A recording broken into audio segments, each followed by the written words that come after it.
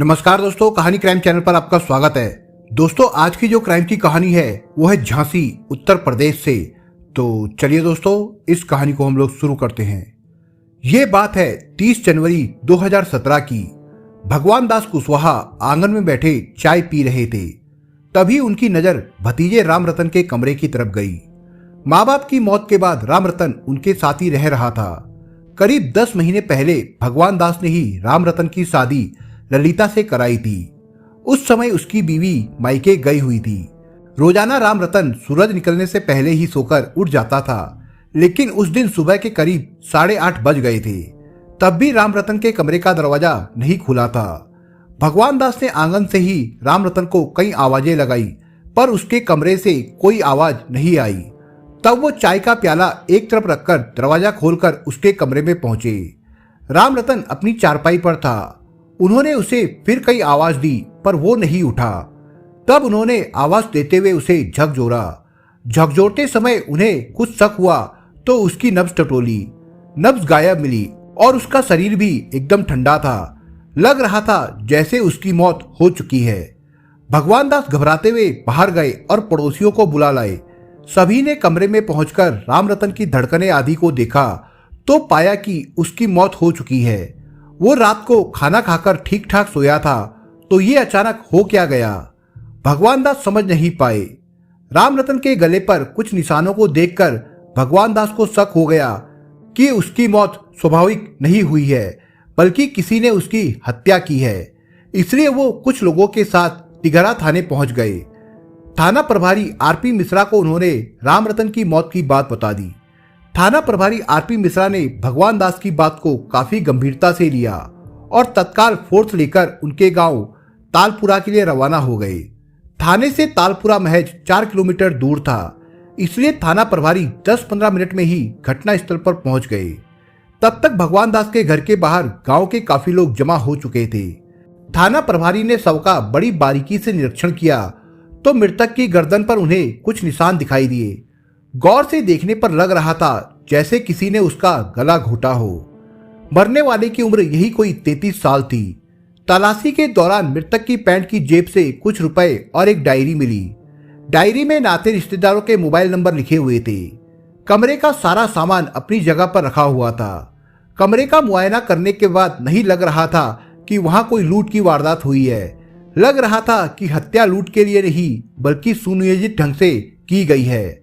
थाना प्रभारी के पूछने पर भगवान दास ने बताया कि राम रतन की पत्नी ललिता इन दिनों अपने मायके कुलैत गई हुई है। उसके मायके वालों को इस घटना की सूचना भिजवा दी है। वे लोग आपस में बातें कर ही रहे थे कि इतने में ललिता दहाड़ मारती हुई उस कमरे में आ गई जहां उसके पति का शव पड़ा था।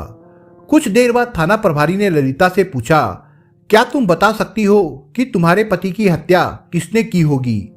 साहब, मैं तो अपने मायके में थी, मेरे को क्या मालूम कि किसने मेरा सुहाग उजाड़ दिया।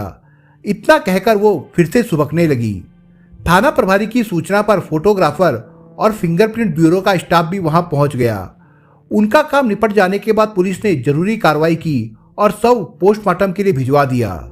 इसके बाद थाने पहुंचकर भगवान दास की तहरीर पर अज्ञात हत्यारे के खिलाफ धारा 302 के तहत मामला दर्ज कर लिया गया। थाना प्रभारी ने भगवान दास से बात की तो उन्होंने बताया कि ललिता के लाखन के साथ नजदीकी संबंध थे। राम रतन ललिता से कहता था कि वो लाखन से नाम मिला करे, पर वो नहीं मानी। उन्होंने ललिता पर भी राम रतन की हत्या का आरोप लगाया। थाना प्रभारी जब उस दिन घटना स्थल पर गए थे तो उन्हें ललिता के हाव भाव देखकर शक भी हो रहा था। उन्होंने भगवान दास से ललिता का फोन नंबर लेने के बाद उसकी कॉल डिटेल्स निकलवाई। कॉल डिटेल्स का अध्ययन करने पर पता चला कि ललिता एक फोन नंबर पर सबसे ज्यादा बातें किया करती थी। उस फोन नंबर की जांच हुई तो वो ललिता के चचेरे देवर लाखन का निकला। लाखन के बारे में जांच की तो पता चला कि उसके ललिता के साथ नाजायज संबंध थे। ये जानकारी मिलते ही थाना प्रभारी समझ गए कि राम रतन अपनी पत्नी ललिता और लाखन के अवैध संबंधों की भेंट चढ़ा है। पुलिस ने एक बार फिर ललिता से पूछताछ की। उसने बिना डरे बड़ी सफाई से सभी सवालों के जवाब दिए। पति से खटपट की बात तो उसने स्वीकार की, लेकिन उसकी हत्या करने की बात को नकार दिया था। पुलिस के पास कॉल डिटेल्स के अलावा ललिता के खिलाफ ऐसा कोई ठोस अहम सबूत नहीं था जिसके आधार पर उसे गिरफ्तार किया जा सके।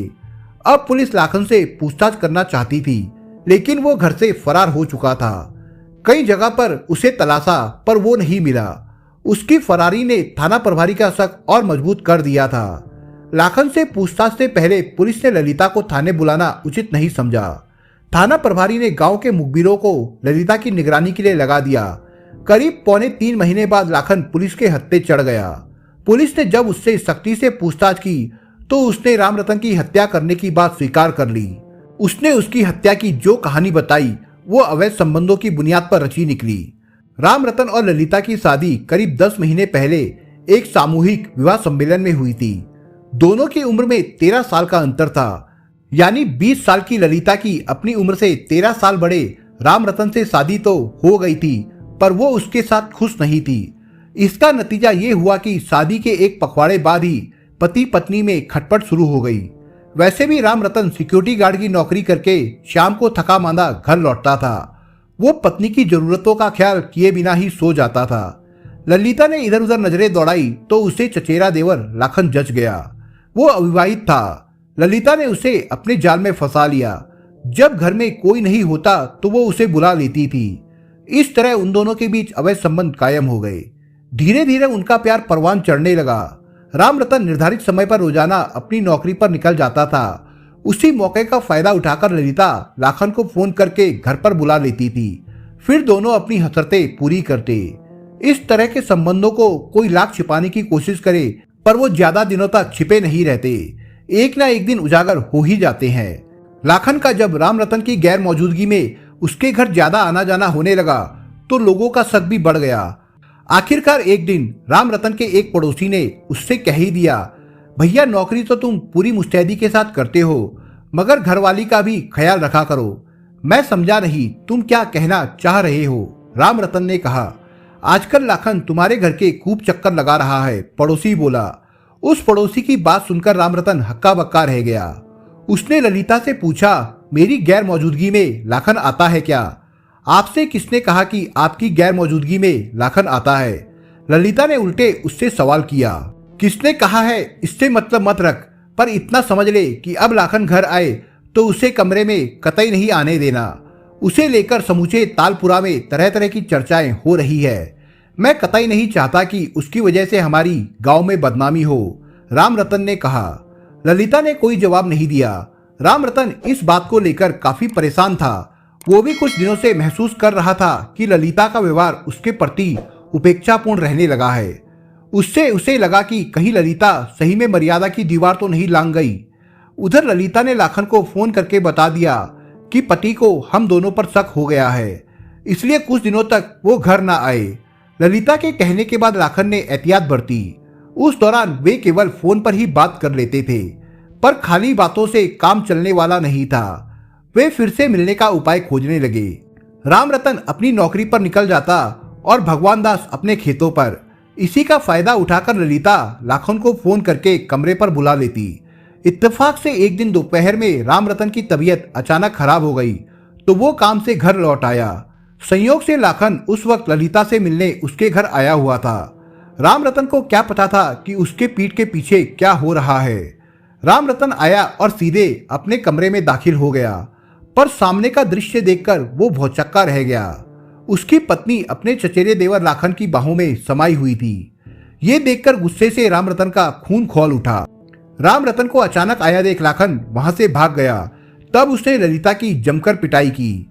गुस्सा शांत हो जाने के बाद राम रतन की समझ में नहीं आ रहा था कि वो चरित्रहीन पत्नी का क्या करे।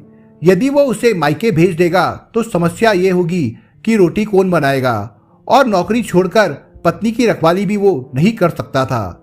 उधर ललिता का लाखन से इतना लगाव हो गया था कि वो उसे छोड़ना नहीं चाहती थी। इसके साथ साथ वो पति से भी नाता नहीं तोड़ना चाहती थी, क्योंकि जो सुख सुविधा राम रतन उसे दे रहा था वो लाखन फिलहाल नहीं दे सकता था, क्योंकि वो बेरोजगार था। यही सब सोचकर ललिता ने पति से माफी मांगते हुए वादा किया कि आइंदा वो लाखन से नहीं मिलेगी। राम रतन को लगा कि ललिता को शायद अपनी गलती का एहसास हो गया है, तो उसने पत्नी को माफ कर दिया। दूसरी ओर लाखन अब ललिता से मेलजोल बनाए रखने का साहस नहीं जुटा पा रहा था, क्योंकि उस दिन राम रतन ने उसे रंगे हाथों जो पकड़ लिया था। वो ललिता से कन्नी काटने लगा, मगर ललिता उसका पीछा कहाँ छोड़ने वाली थी। उसने एक दिन लाखन से कह भी दिया कि वो उसके बिना नहीं रह सकेगी। अपनी चिकनी चुपड़ी बातों से उसने लाखन को मना लिया, लिहाजा पहले की तरह उनकी रासलीला चलने लगी। इस तरह राम रतन के पीठ पीछे वो अपनी हसरतें पूरी करते रहे। गांव वालों से राम रतन को पुनः पता चला कि लाखन अब भी उसके घर आता है। लाखन और ललिता इश्क की राह में इतने दूर आ चुके थे कि अब वे किसी भी कीमत में वापस नहीं लौटना चाहते थे। इश्क का जुनून दोनों के सिर चढ़कर बोल रहा था।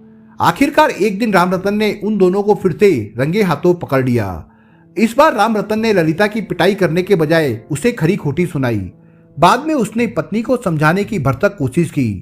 लाखन उस दिन भी भाग गया था। राम रतन को लगा कि ललिता सुधरने वाली नहीं है, इसलिए उसने उसी दिन अपने मामा हरिज्ञान सिंह को बुलाकर ललिता को उसके मायके कुलेत भिजवा दिया। राम रतन ने ललिता को भले ही उसके मायके भिजवा दिया, पर उसने खुद को नहीं बदला। कुछ दिनों बाद ही उसने लाखन को फोन करके एकांत में अपने मायके कुलेत मिलने के लिए बुला लिया। ललिता भले ही अपने मायके वालों की नजरों से बचकर लाखन के साथ रंगरलिया मना रही थी, लेकिन कुलेत के लोगों की नजरों को वो कैसे चकमा दे सकती थी। यानी मायके में भी ललिता और लाखन के अवैध संबंधों को लेकर चर्चाएं होने लगी। इससे ललिता के माँ बाप और भाई भाभी की बदनामी होने लगी। इसके बावजूद भी ललिता अपने प्रेमी लाखन को नहीं भूल पाई। एक दिन वो लाखन से बोली, लाखन, मैं तेरे बिना अब जी नहीं सकती। अब मुझे हमेशा हमेशा के लिए तेरा साथ चाहिए। राम रतन के रहते ये संभव नहीं है, क्योंकि वो हम दोनों के मिलन में रोड़ा बना हुआ है। इस रोड़े को अब हर हाल में हटाना होगा। अपनी लच्छेदार बातों से ललिता ने लाखन से पति को रास्ते से हटाने के लिए रजामंद कर लिया। लाखन ये काम करने के लिए तैयार भी हो गया। 29 जनवरी 2017 को ललिता के माता पिता और भाई रिश्तेदारों की शादी के कार्यक्रम में शरीक होने के लिए गए थे। घर पर सिर्फ ललिता और उसकी भाभी ही थी। मौका देखकर आधी रात को ललिता ने लाखन को फोन करके कुलेत बुला लिया। इसके बाद ललिता लाखन की मोटरसाइकिल पर बैठकर तालपुरा के लिए निकल गई। रास्ते में स्थित पुलिया पर कुछ देर बैठकर दोनों ने यह तय कर लिया कि आज राम रतन को हर हाल में रास्ते से हटाना है। कुलेत से तालपुरा पहुंचकर दोनों घर के पिछवाड़े की दीवार फांदकर दबे पांव राम रतन के कमरे में पहुंच गए। राम रतन उस समय गहरी नींद में सो रहा था। उसके चाचा भगवान दास दूसरे कमरे में थे। ललिता और लाखन ने राम रतन को दबोच लिया। ललिता ने उसके हाथ पकड़े और लाखन छाती पर सवार हो गया। फिर दोनों हाथों से उसका गला दबाने लगा। राम रतन ने जान बचाने के लिए हाथ पैर पटके तो ललिता ने उसके पैर कसकर पकड़ लिए। कुछ ही देर में राम रतन की सांसें थम गई। वो बेदम हो गया तो उसे उसी हालत में छोड़कर दोनों दीवार फांदकर वहां से निकल गए। लाखन रात के अंतिम पहर में ही ललिता को उसके मायके कुलेत छोड़ आया।